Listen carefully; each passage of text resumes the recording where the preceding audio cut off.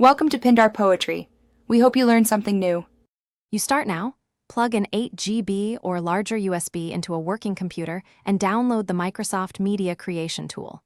Run the tool as administrator so it writes the boot files correctly.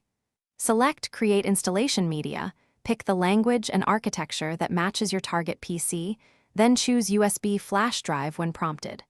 Once the process finishes, safely eject the drive. Make sure it shows as bootable to avoid delays at the target machine.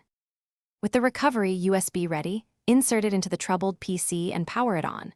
Press the BIOS/UEFI key, commonly F2, F12, ESC, or Del, to open the boot menu.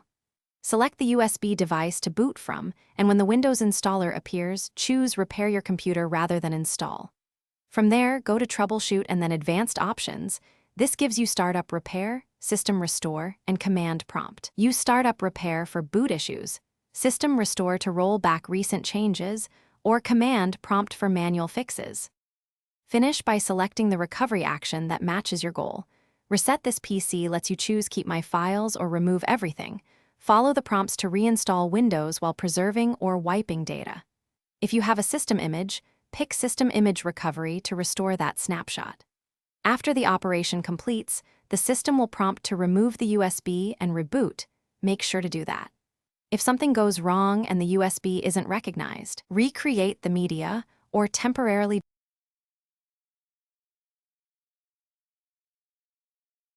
Thanks for watching.